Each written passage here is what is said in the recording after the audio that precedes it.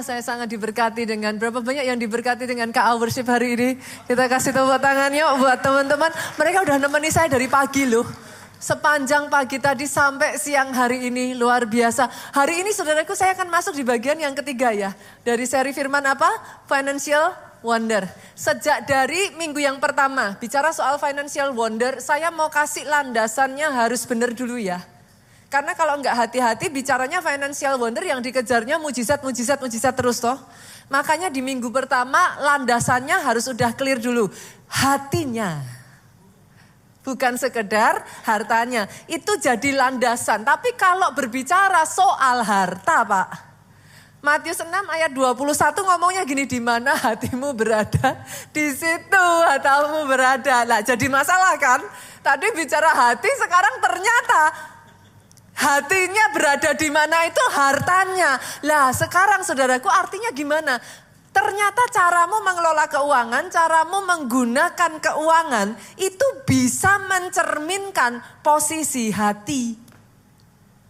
Kalau bicara posisi hati Bu, Matius 6:24 lanjut ngomong, dalam hati kita itu enggak pernah boleh ada dua tuan.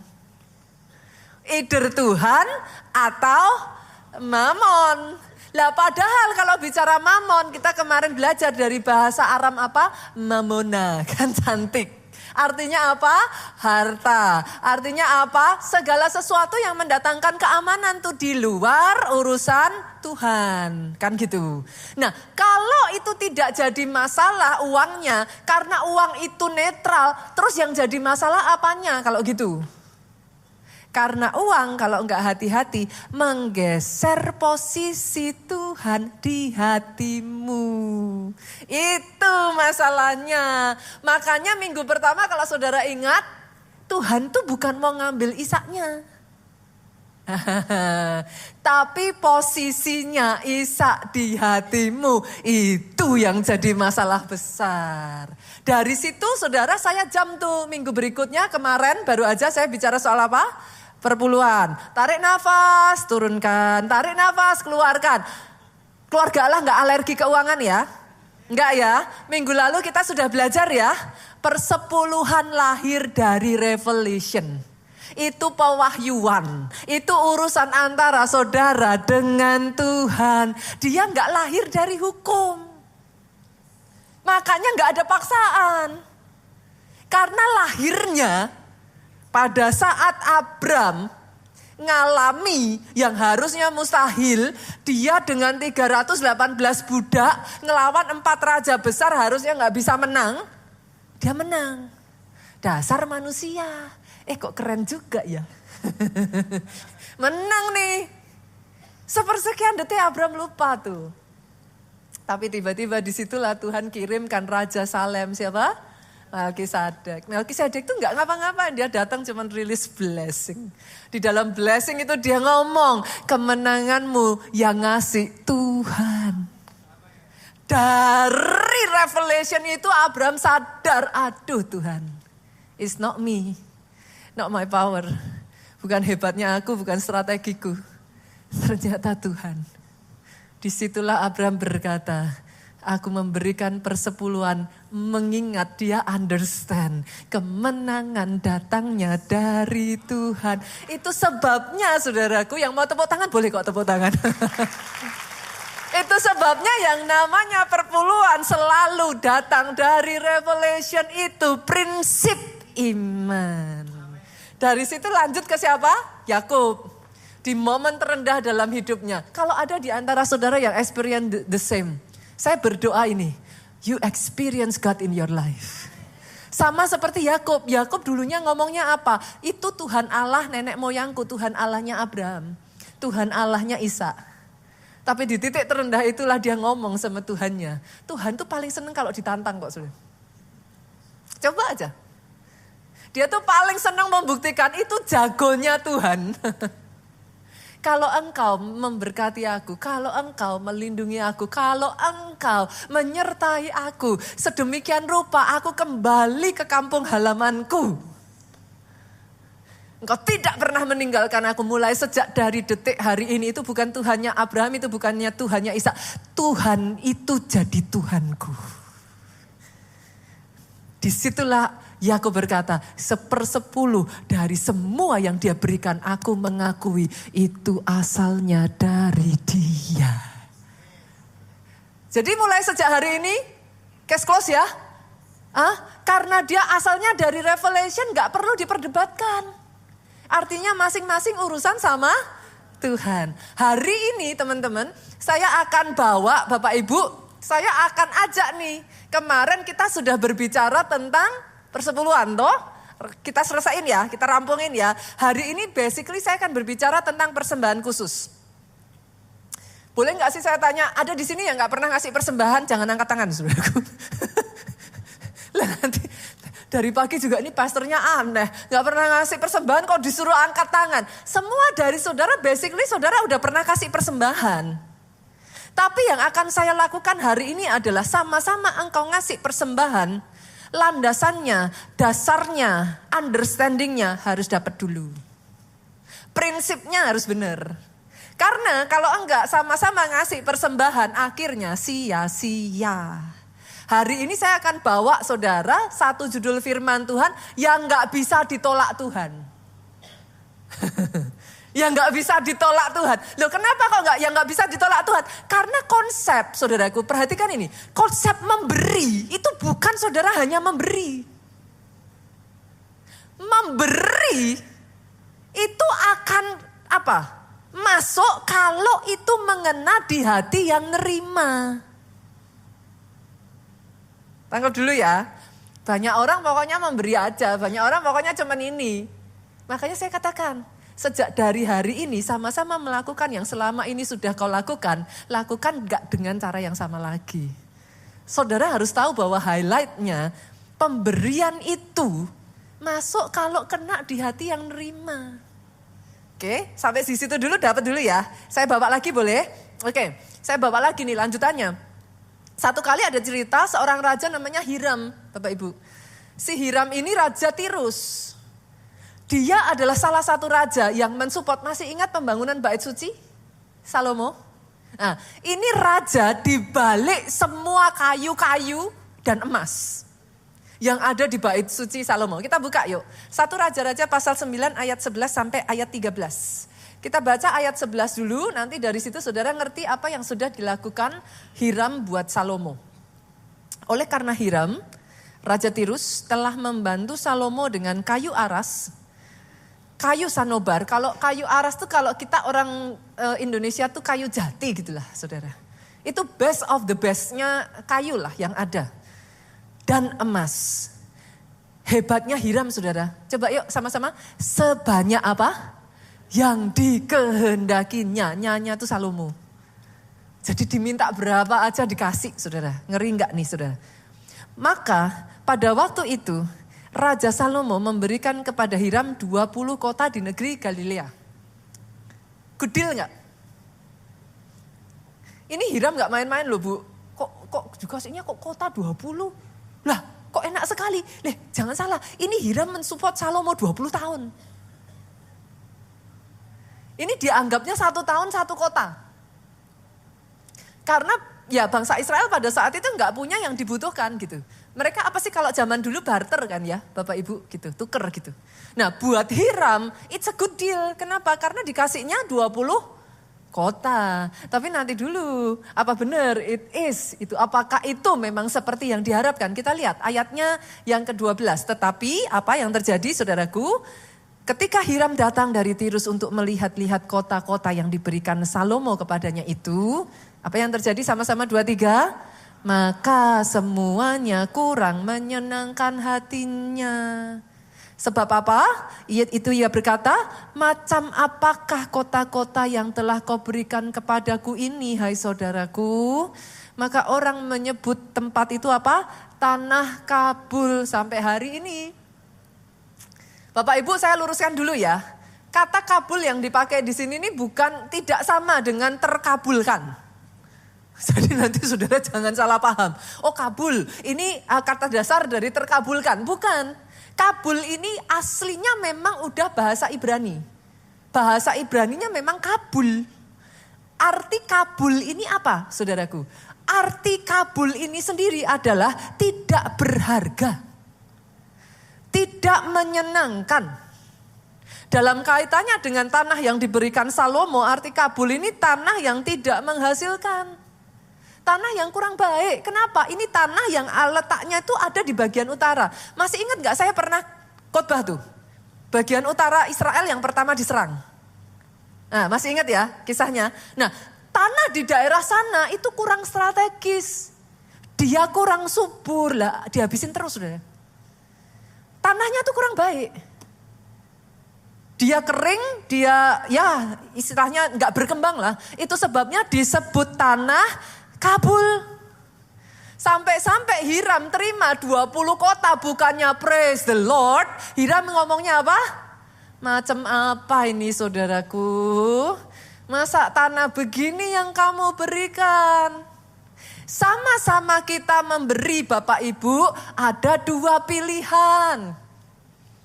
Yang pertama kita memberi, betul memberi, tapi kabul. Memberinya tidak menyenangkan di hatinya Tuhan. Enggak kena, enggak dapet. Akhirnya sia-sia. Tapi sama-sama memberi, bisa memberi yang masuk di hatinya Tuhan. Nah kita jadi belajar toh, harus belajar kayak apa tuh yang kena di hatinya Tuhan. Seperti apa sih Tuhan kita. Dan konsep ini Bapak Ibu berlaku di semua area.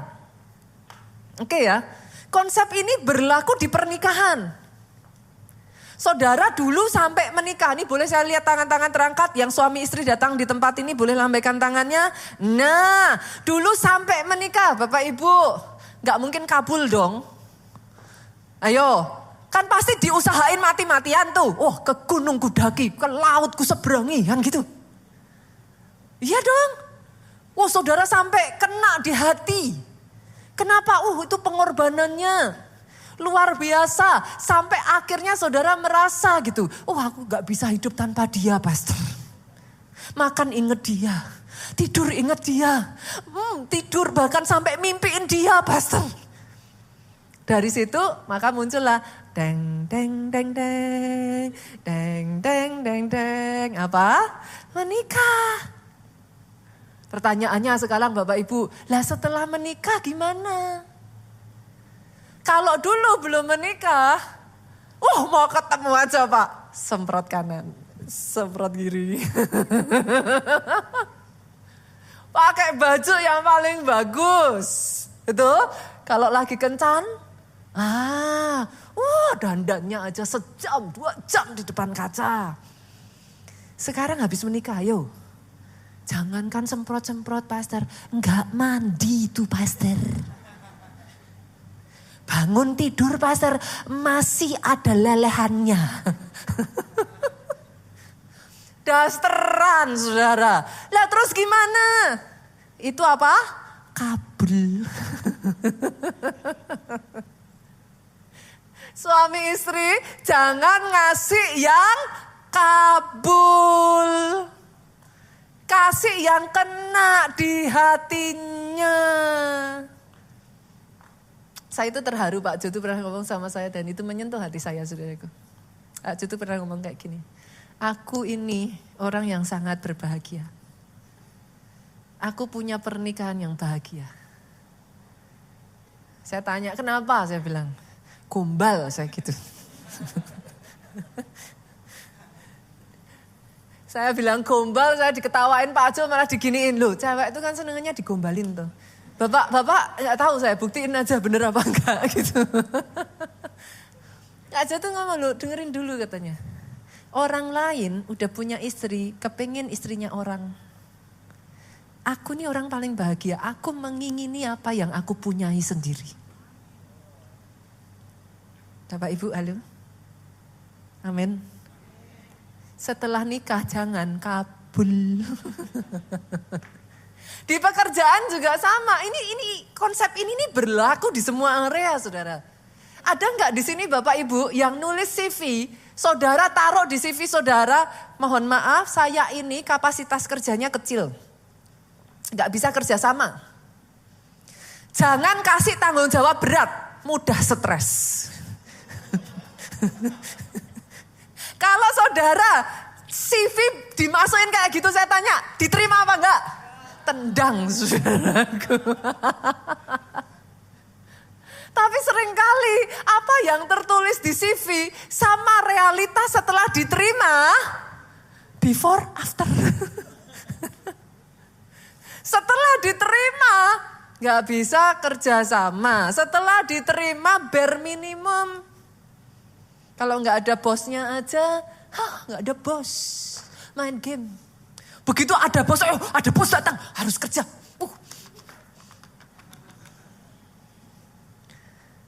Semuanya always bare minimum, saudaraku. Loyalitasnya bare minimum.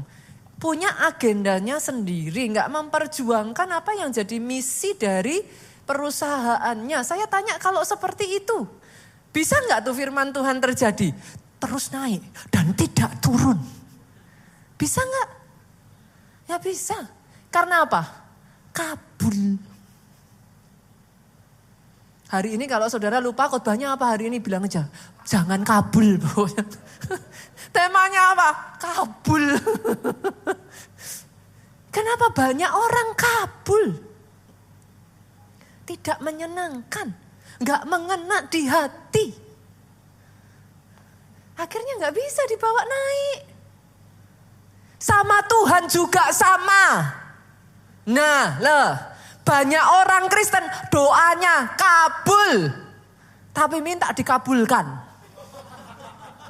Saking kabulnya, doa mau tidur Bu. Tuhan, terima kasih buat makanan hari ini.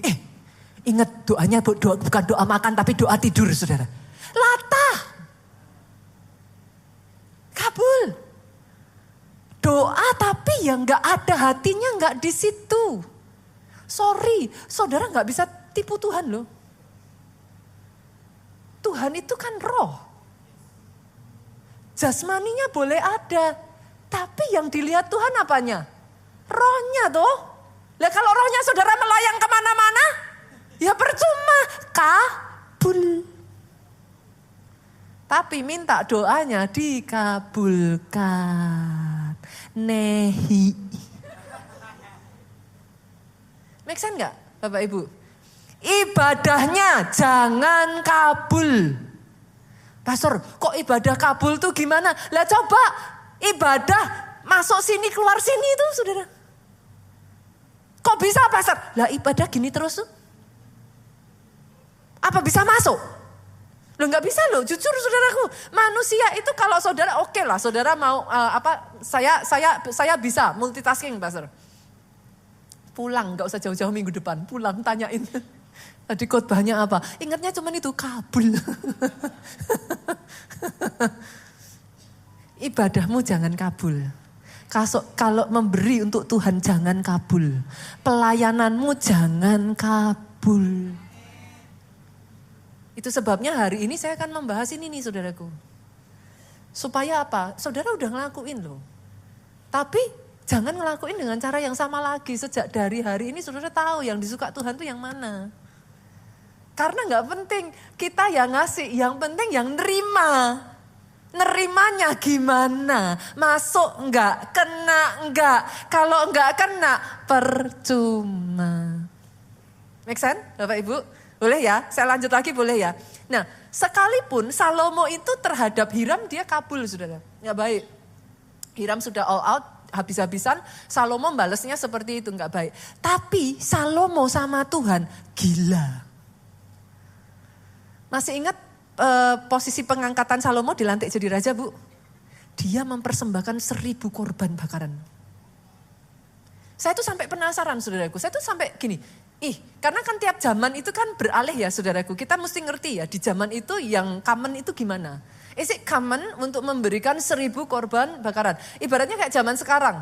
Enggak common dong masa saudara ngasih persembahan saudara bawa lembu ke sini? Ya enggak common lah.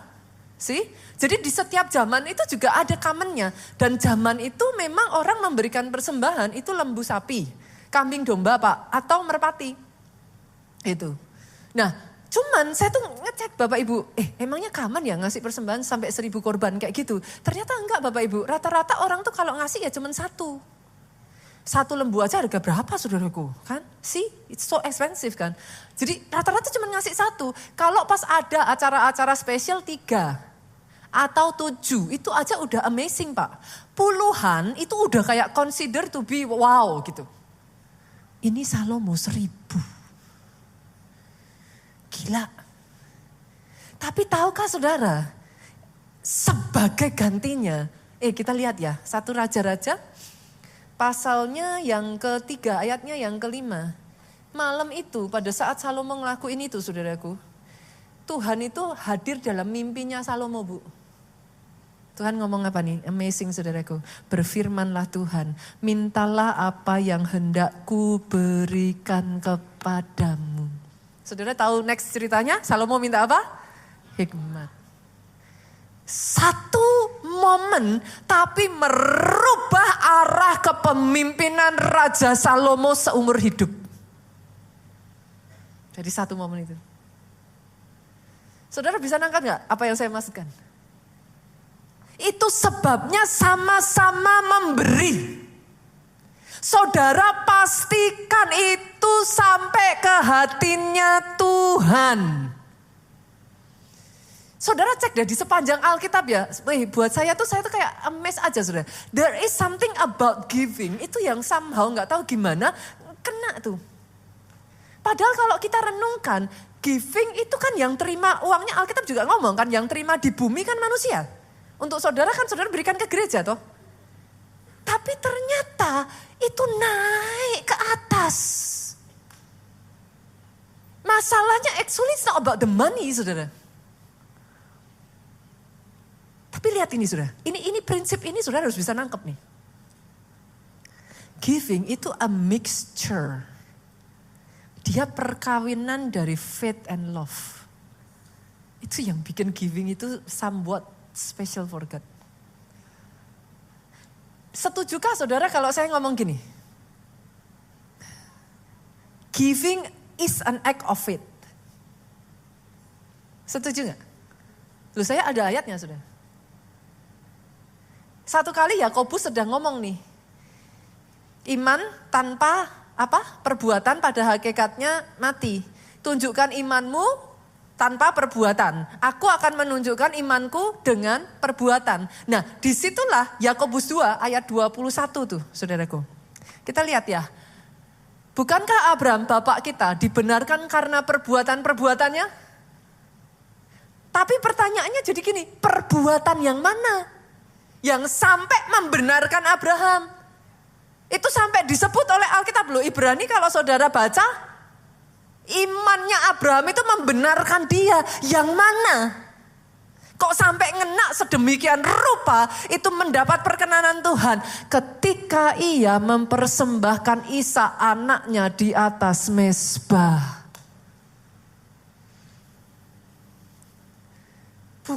Bukan Ishaknya yang diminta Tuhan. Tapi pastiin posisinya Ishak di hatimu, jangan gantiin Tuhan.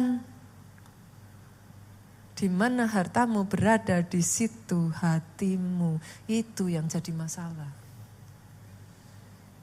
That's the reason why ketika Abraham ngelakuin itu, saudaraku, it's an act of faith. Itu langsung jelek di hatinya Tuhan. Di titik itulah pertama kali konsep kebangkitan Pak dari antara orang mati muncul tuh. Buktinya di mana Pastor? Baca Ibrani. Abraham percaya kalau toh sampai dia lakukan itu, Tuhan sanggup membangkitkan anaknya dari kematian. Gila enggak itu saudara? An act of faith tuh muncul. But at the same time, giving is not only an act of faith Pak. Dia an act of love. Setuju enggak saudara kalau saya ngomong gini? Gak ada orang yang mengasihi, yang bisa mengasihi tanpa memberi. Ada di sini, saudara bilang mengasihi tapi gak pernah ngasih? Coba cek. Ketika seorang ibu mengatakan dia mengasihi anaknya, dia dedikasikan habis-habisan hidupnya. Ada? Bisa? Mengasihi dan tidak memberi? Nonsen. Itu namanya perasaan. Tapi kalau saudara memberi tanpa mengasihi, bisa. Itu namanya kabul. Si kabul tadi, saudara. Bisa kok. Saudara bisa ngasih tanpa kasih di situ kok. Dan itu disebut kabul. Itu tidak masuk di hatinya Tuhan. Kenapa? Saudara mau tanding-tandingan bicara bahasa kasih sama Tuhan? An act of love? Saudara tahu nggak kenapa giving is always something buat Tuhan? Karena ketika saudara berbicara tentang mengasihi kepada Tuhan, jawabannya saudara dikasih Yohanes 3:16, habis. Karena begitu besar kasih Allah akan dunia ini, sehingga ia mengaruniakan anaknya yang tunggal. Itu bahasa kasihnya Tuhanmu. Dia kalau sudah bicara giving, saudara, buat saudara dia habis-habisan. Up to the point. Yang paling berharga di hatinya, dilepas. Saudara bisa nangkep gak? That's the reason why ketika iman saudara kombinasiin sama yang namanya love. Itu langsung celep masuk to the core di hatinya Tuhan. Dan salah satu orang yang ngelakuin itu sama Tuhan, Daud namanya saudara. Menurut saudara kenapa Salomo bisa gila kayak gitu? Apa? Induk semangnya lebih gila saudara. Bapaknya lebih gila. Daud itu when he was nobody. Gak ada yang lihat. Di padang gurun dia petik itu kecapi. Yang lihat cuma 2-3 ekor kambing dombanya. Dia angkat pujian di hadapan Tuhan. With or without somebody looking at him. Tapi setelah jadi raja, orang lain kalau jadi raja Tuhannya dilupakan. Orang lain kalau sudah diangkat Tuhannya ditinggalkan. Daud kurang gila apa? Yang dia lakukan sendirian tanpa ada orang melihat. Sekarang dia ajak seluruh rakyatnya pondok Daud. He to get to the core of his heart. Daud gak pernah kabul. Dia bukan disebut a man after God's own heart because he is perfect loh. Dosanya itu tidak termaafkan loh saudaraku. He is not perfect. He makes a lot of mistake. Tapi when it comes about his God, he's crazy in love with him. Habis itu saudara. Saudara masih ingat Salomo itu terinspirasi dari papanya. Daud pada saat membawa tabut perjanjian dari rumah Obed-Edom. Saudara masih ingat apa yang Daud lakukan? Nah, kita lihat ya. Saya tarik lagi saudaraku, kita turun lagi 2 Samuel 6:13. Daud itu berusaha bawa tabut perjanjian ke Yerusalem saudaraku. Percobaan pertama gagal tuh dia. Dia gak berhasil. Bahkan dia sampai shock. Itu Daud shock sekali saudara. Kenapa Usa mati? Itu imamnya dia mati saudara di titik itu. Dia tuh sampai kayak ini salah apa nih? Aku salah apa ya? What's wrong gitu. Tapi hebatnya apakah Daud menyerah Bapak Ibu? Enggak, Daud gak menyerah. Dia tambah gila, dia cari tuh di dalam, ya kalau kita sekarang Alkitab ya saudaraku. Di zaman itu mereka nyebutnya kitab-kitab gitu. Dia cari ini kesalahannya di mana? Apa yang harus aku lakukan? Dan 2 Samuel 6:13 ngomong, tiap 6 langkah Daud mempersembahkan apa? Lihat, seekor lembu, seekor anak lembu gemukan. 2. Let's do the math boleh Bapak Ibu? Kita hitung yuk. Jarak dari rumahnya si Obed-Edom ke Yerusalem itu 10 km. Bunita tahu dari mana? Ayatnya di mana? Saya kadang gemes saudaraku. Enggak semua itu dicatat di dalam Alkitab. Alkitab saudara bukan buku sejarah. Nggak usah dibanding-bandingin dengan tetangga sebelah. Emang Alkitab saudara bukan buku sejarah. Tapi bisa kok cari, itu ada map kok. Dalam Alkitab itu ada juga namanya konkordansi. Zaman sekarang mah nggak usah itu semua saudara, AI aja udah beres tuh. Kalau AI-nya bener ya, kadang bisa salah. Itu ada saudara bisa lihat, jaraknya 10 km. 10 km berarti berapa saudaraku? 10.000 meter. Oke, 6 langkah. 1 langkah orang dewasa gini. Kalau saya sebut 0,6 meter sampai 0,8 masuk dong. Masuk ya. Ada sebagian kalau orang mau ngukur tuh katanya 1 langkah gini 1 meter. Tapi kan yo sakit ya saudara, kayak gini gitu kan ya. Gitu kan kalau kita ngelangkah normal kan nggak mungkin toh, masa Daud jalan langkahnya kayak gitu saudaraku. Kok kayak Gatot Kaca saudara. Kan nggak mungkin. Langkahnya kan ya langkah normal. Langkah normal kan ya begini aja lah ya, langkah aja lah ya. Katakan saya taruh tengah-tengah aja 0,7 boleh? Boleh ya? 0,7 kali 6 berapa Bapak Ibu? 4,2. 4,2 saya genepin boleh? Biar gak susah ngitungnya 4,5? Oke ya, 4,5. Cincai lah saudara. Cincai. 4,5 lah. 4,5 saudara hitung 10.000 dibagi 4,5 maka saudara akan temukan 2.222 titik. Kalau di setiap titiknya ngasih 1 lembu besar, ngasih anak lembu 1, maka total 4.444. Saya sudah cari harga 1 lembu kecil itu antara 8 sampai 16 juta. Ambil titik tengahnya 12, sudah dihitung tadi saudara. Ini saudara yang mau ngitung lagi boleh. Silakan. 23 M. Sorry, 26. Dihitung aja. Ya, nih bapaknya ngitung. Berapa Pak? Berapa? Betul Pak? 26? Ya. 2.222 kali 12 Bu, Pak. 12. 12 Pak. Berapa? Ini jangan-jangan saya salah saudara. 26 kan? Nah 26, sip ya. Kali lagi Pak, ini pumpung bapaknya ngitung. 2.222 lembu besar saudaraku, saya sudah cek harganya antara antara 18 sampai 35 juta, saya ambil tengah 22 juta Pak. 22 juta kali 2222. Harusnya ketemu 39, betul nggak? Berapa Pak? Hah? 22 kali 22 Pak. 22 kali 22. Berapa?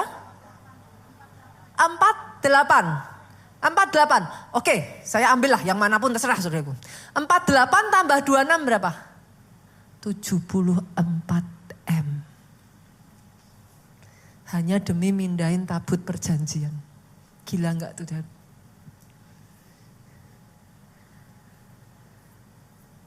Gimana ngomongnya ya saudara? Jangan salahkan perkataan saya berarti amount-nya harus besar pastor. It's not the same. Daud itu understand the principle, itu yang jadi poinnya tuh. Principle apa pastor? 1 kali saudara, Daud tuh bikin kesalahan. Tuhan mengirimkan tulah atas bangsa Israel. Tuhan ngomong sama Daud, dirikan mezbah, angkatlah korban keselamatan, korban bakaran di hadapanku. Pergilah Daud ke ladangnya si Arauna. Daud ngomonglah sama Arauna, sini jual ladangmu, pengirikanmu, lembu sapimu ke aku. Aku mau membuat korban di hadapan Tuhan. Dasarnya si Arauna saudaraku, Daud ini kan tuannya, dia rajanya. Arauna ngomonglah sama Daud, aduh jangan, udah pakai aja, aku kasih cuma-cuma, gratis. Saudara kalau Daud diterima apa enggak? Terima, pastor. Zaman gini gratis, habis pastor. Saudara tahu jawabannya Daud, saudara. Lihat nih, 2 Samuel 24 ayat 24 sampai 25. Daud itu something about him, saudaraku. Dia tuh kayak nggak hidup di zamannya aja. Dia tuh tahu prinsip-prinsip yang di zaman itu tuh bukan sesuatu yang common, saudara. Daud tuh ngomong gini, bukan begitu. Melainkan aku mau membelinya daripadamu dengan membayar harganya. Sebab aku tidak mau mempersembahkan kepada Tuhan Allahku korban bakaran dengan tidak membayar apa-apa. Ini loh prinsip understandingnya Daud terhadap prinsip-prinsip ini Bapak Ibu. Itu nyentuh loh hatinya Tuhan. Hari ini saya berdoa ya saudaraku ya. Sama-sama dan maksudnya saudara sudah memberikan persembahannya. Never do it, jangan pernah ngelakuin lagi dengan cara yang sama. Jangan kabul. Iman dan kasih harus kawin. Barulah itu kena di hatinya Tuhan. Saudara harus tahu datang ke Tuhan. Yang dicari Tuhan, nanti saya ceritakan kisah saya. Karena saya pernah mengalami persis ini. Yang dicari Tuhan itu ketika dia tuh sampai ngena di sini nih loh. Itu tuh nyentuh hatinya Tuhan. Dan kalau Tuhan udah ketemu yang seperti itu saudaraku. Terhadap Daud yang pertama yang terjadi. Tuhan kabulkan doanya Daud. Itu padahal Daud bukan kondisi baik loh saudara. Daud itu bikin salah. Makanya turun kutuk. Yang kedua kutuk itu disingkirkan dalam kehidupan Daud. Ini gak main-main loh saudaraku. Ini kena sakit sampar, melampaui pandemi 3 hari Bu. 70.000 orang meninggal kok.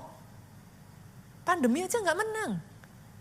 Itu kalau 3 hari 70.000 orang meninggal, saudara tunggu seminggu, sebulan itu habis bangsa Israel. Babat habis tuh satu generasi itu dan. Tapi itu kutuk disingkirkan loh saudaraku. Amazing kan. Dan yang ketiga bukan hanya itu. The blessing of God fall. Berkat itu turun. Itu kalau saudara bisa ngerti nangkep prinsipnya ya Pak. Dan yang paling ngeri ya Pak. Itu di atas bukit Arauna itu ya. Itu namanya Gunung Moria saudara. Itu letaknya tuh di Gunung Moria. Kalau saya nyebut Gunung Moria. Yang muncul di benak saudara apa? Apa? Nah, siapa tadi yang bilang Ishak? Nah. Dipercaya di tempat yang sama itulah Abraham mempersembahkan Ishak. Dan sebagai gantinya saudara tahu itu berkat atas keturunan Abraham atas saudara dan saya dilepaskan Tuhan di situ tuh. Keturunanmu akan seperti bintang di langit banyaknya. Melalui engkau bangsa-bangsa akan mendapat berkat. Di Gunung Moria itu Pak.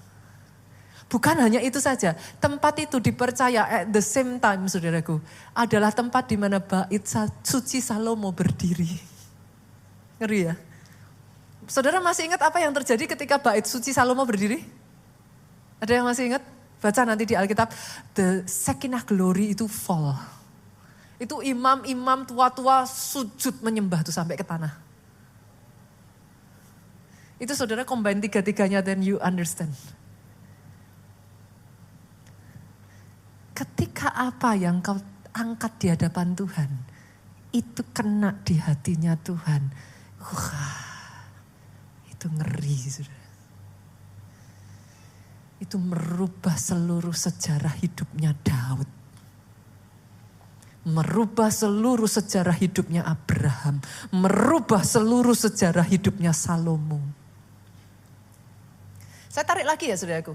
Di gereja kita itu mengenal beberapa pemberian. Beberapa persembahan saudaraku. Yang pertama minggu lalu kita baru bahas apa? Persepuluhan. Persepuluhan tuh basically saudara lahir dari rema, dari pewahyuan. Itu sebabnya gak usah diperdebatkan. Karena dia wahyu. Oke ya, dia bukan hukum. Yes, di hukum Taurat memang itu dilakukan saudaraku. Tapi it doesn't start there. Tidak dimulainya dari hukum Taurat gitu. Persepuluhan diberikan sebulan sekali. Minggu lalu saya nggak usah terlalu banyak bahas ini ya saudara. Minggu lalu kan kita sudah bahas. Kalau saudara nggak datang ya somehow saudara dengerin aja gitu. Diberikan sebulan sekali saudaraku. Itu basically sebagai satu apa? Saudara itu mendeklarasikan He is the God over my life. I am the way I am right now. It's because of Him. Oke ya, itu minggu lalu saya sudah bahas, jadi saya nggak lanjutkan. Yang kedua adalah persembahan syukur. Itu yang saudara lakukan setiap hari Minggu. Nah, by the way saudara, persembahan syukur pun sama seperti persepuluhan. Kemarin saya sudah tanyakan. Gak ada toh di tempat ini. Coba saya tanya lagi boleh ya?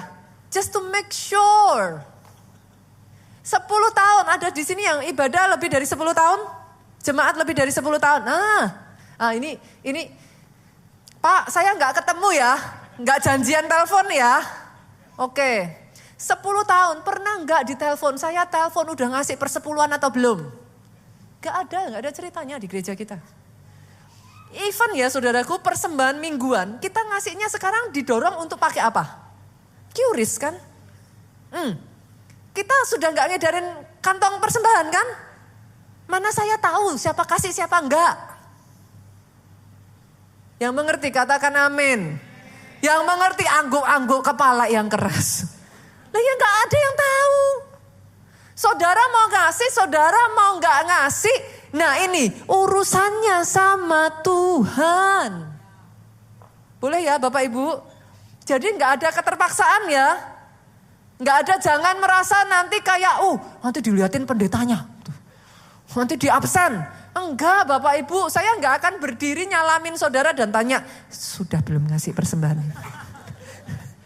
Saya rasa kalau saya lakukan itu, saudara ilfil lihat wajah saya.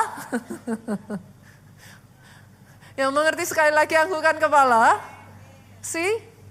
Itu adalah ucapan syukur kita kepada Tuhan. Pemeliharaannya sempurna sepanjang minggu ini Bapak Ibu. Dan yang ketiga, nah ini saudara. Namanya persembahan khusus. Kalau persepuluhan itu adalah sebuah revelation. Persembahan khusus ini dilakukan. 2 hal ini ya saudaraku, perhatikan. Atas dasar rema dan tuntunan Tuhan. As part of the church saudaraku, dari sisinya gereja, biasanya persembahan khusus ini dilakukan kalau ada misi-misi tertentu. Contoh, beberapa waktu kita membangun ya. Kita adakan yang namanya janji iman. Doakan terus ya. Tuhan turut bekerja. Pasti jadi dari Tuhan. Amin. Itu sebabnya dukung doa terus saudaraku. Jangan cuma amin doang. Ini saya tanya. Ayo, berapa banyak? Gak usah angkat tangan daripada saya sakit hati. Ini saya tanya apa dulu ya saudara? Apakah dalam doa saudara mendoakan atau saya tanya lagi, saya runtut ke belakangnya lagi. Apakah engkau berdoa? Kan gitu. Pastor kok sadis. Dalam doa saudara, bawa doa sungguhan ya. Berjuang sama-sama. Nah, biasanya ketika sebuah gereja ada misi-misi tertentu saudaraku. Nah, disinilah ada persembahan khusus. Tapi sebagai saudara yang menabur, 2 hal ini yang terjadi. Ini saya ngalami, makanya saya tadi cerita, kisahnya Arauna itu saya ngerti saudara. Yang pertama, Tuhan biasanya suruh saudara, Pastor how do I know? Tahu aja lah, Tuhan tuh kalau ngomong sama saudara, saudara tahu. Perkara taat atau enggak, perkara itu suara disingkirin apa enggak, itu urusan saudara sama Tuhan. Tapi pasti tahu. Itu tuh somehow ada yang tiba-tiba kayak suara keluar out of nowhere kayak gitu. Dan di hati tuh saudara kayak gak tenang aja. Tahu kok. Saya tuh pernah saudara, awal-awal mula saya baru masuk ke Jakarta ini. Tiba-tiba out of nowhere Tuhan tuh kasih saya satu jumlah, Tuhan nyebut tak gitu. Saya tuh ngomong Tuhan, ya ampun Tuhan tahu loh. Itu di tabungan saya aja jumlah itu gak ada, saya bilang. Tuhan tahu. Terus gimana caranya saya bisa ngasih gitu. Itu tuh saya sampai aduh Tuhan, terus gimana ya caranya, dasar manusia pikir pakai cara manusia. Gak berapa hari setelah itu saudaraku, tiba-tiba saya mendapat SMS, WA. Undangan ada undian mobil mewah di sebuah mall. Pikiran kita apa? Ini dari Tuhan. Ini dari Tuhan. Saya udah bilang sama Tuhan, Tuhan kalau saya menang, akan saya kasih buat Tuhan. Saya tuh gemes saudaraku. Saya malam itu saya doa ya. Saya tuh tahu wajahnya Tuhan gitu. Kayak Tuhan tuh ngeliatin saya tuh cuma dengan wajah gini nih. Saya tuh, why not gitu. Kan saya mau kasih semua buat Tuhan. Saya tuh bisa ngerasain Tuhan ngomong, kok enak? Kok enak? Itu malam itu tuh saya tuh kayak bergumul, saya berjuang, ayolah Tuhan gitu. Suami saya lihat saya ketawa, saudara. Aku mau minta sama Tuhan aja lah, biar bisa honeymoon katanya. Saya tuh ngomong sama suami saya itu nanti, saya bilang. Ini lebih penting, saya bilang. Benar saudara, besok harinya saya berangkat, suami saya itu ketawa, saudara. Nanti kan aku yang dapat katanya. Tuhan dengar doaku katanya. Emang Tuhan gak dengar doaku saya gitu. Ini kan tujuannya kan mau dipakai taat. Cuman di dalam hati tuh saya tahu saudara. Saya tuh tahu liriannya Tuhan. Saya tuh tahu matanya Tuhan tuh arahnya tuh apa tuh saya tahu gitu. Cuman buat saya tuh ya gak apa-apa lah Tuhan gitu loh. Kan case close udah selesai. Kan Tuhan suruh saya taat gitu. Bener saudaraku, hari H yang dapat Pak Jo. Saya jengkel saudaraku. Katanya, dia happy banget. Ya kita honeymoon katanya. Saya tuh dapat berapa hari kemana kayak gitu saudara. Tapi saya gak dapat saudara mobil itu. Saya tuh protes sama Tuhan. Kenapa? Kan saya mau kasih buat Tuhan. Di titik mana yang salah? Terus kalau enggak cara saya gimana? Saya bilang. Saudara tahu apa yang Tuhan ngomong? Kamu tuh gagal paham. That's not what I want. Bagi jumlah itu jadi 10. Selama 10 bulan saudaraku. Itu gores di hati saya. Saudara. Itu saya belajar hidup dengan iman. Saya baru tahu. Manusia sama Tuhan itu beda. Kita sering mendebatkan urusan jumlah uangnya. Tuhan itu sebenarnya urusannya ini loh. Ini. 10 bulan itu saudaraku saya understand.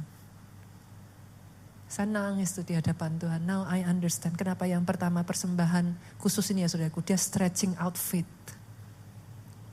Kapasitas iman itu ditarik tuh. Karena orang punya tendensi kalau saudara ngasih dari apa yang saudara sudah ada gampang. Saudara gak butuh iman. Ya sudah kasih aja toh. What's the point? Susahnya apa gitu, kasih ya kasih aja gitu.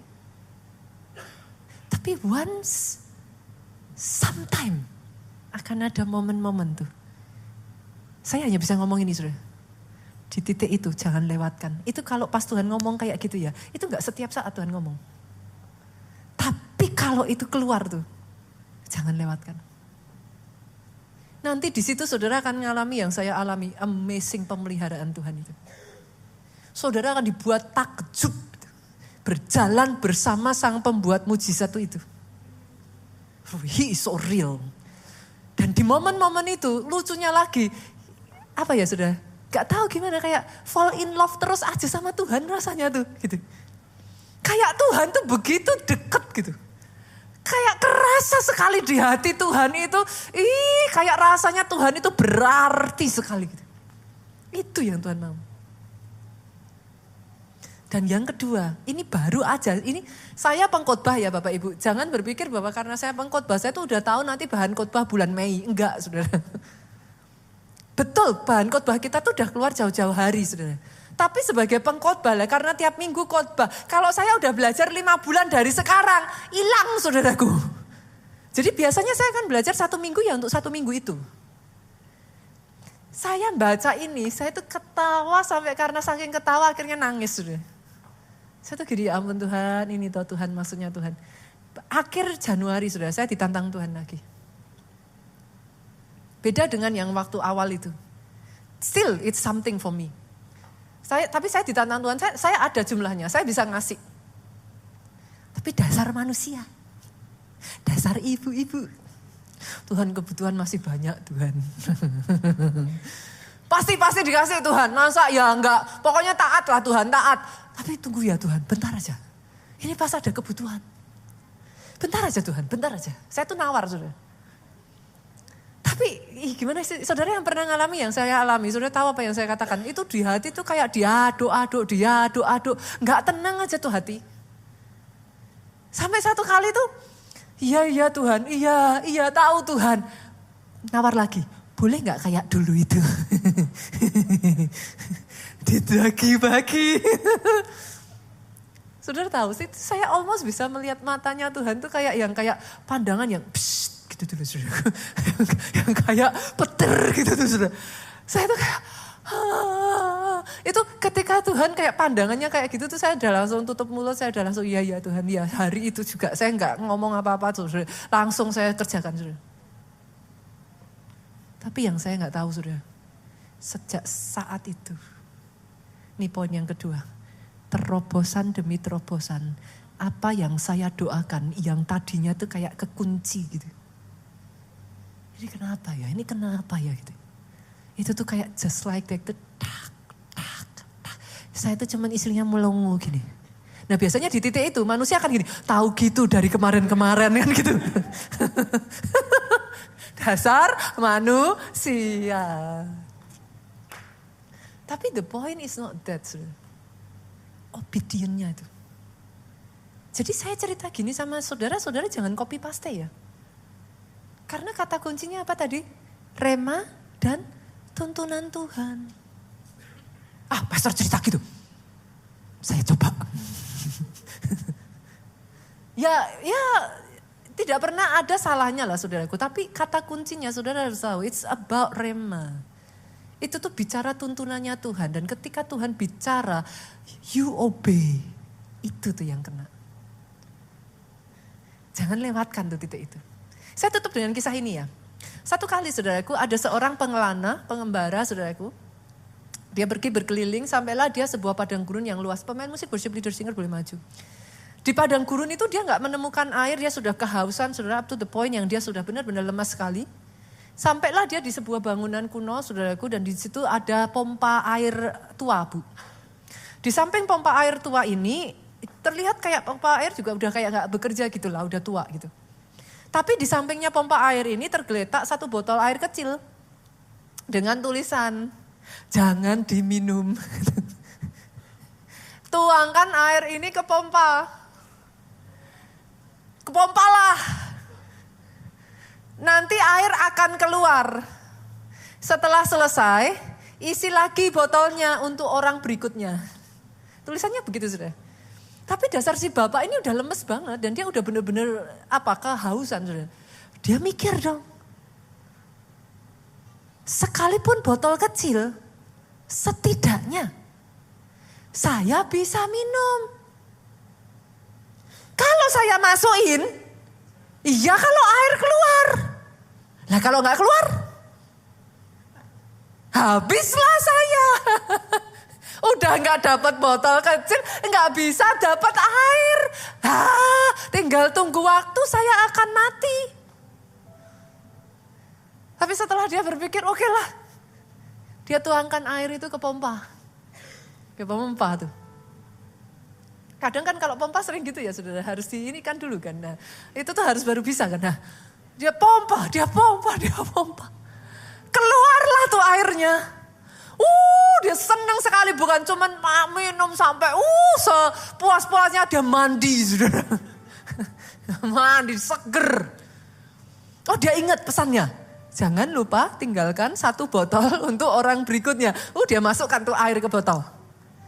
Dia tambahin tulisan, percayalah ini benar-benar berhasil. Kita ngikut Tuhan sering gitu toh. Nah loh. Disuruh tapi kan kita gak lihat. Bicaranya apa kalau udah gitu? Iman toh. Iya kalau enggak. Nah. Your choice. Itu akan menentukan semakin lama pengalamanmu dan pengenalanmu dengan Tuhanmu akan semakin dalam. Dari situ engkau bisa cerita, aku kenal kok Tuhan yang aku sembah itu. Bukan dari kata orang. Aku mengasihi dia. Bukan hanya karena mujizat dan doaku dijawab. He is everything to me. Boleh Bapak Ibu? Sejak dari hari ini ya, perbaiki ya. Caramu gak boleh lagi sama. Jangan kabul. Iman kasih harus kawin. Obedient itu yang menyentuh hatinya Tuhan. Bangkit berdiri yuk.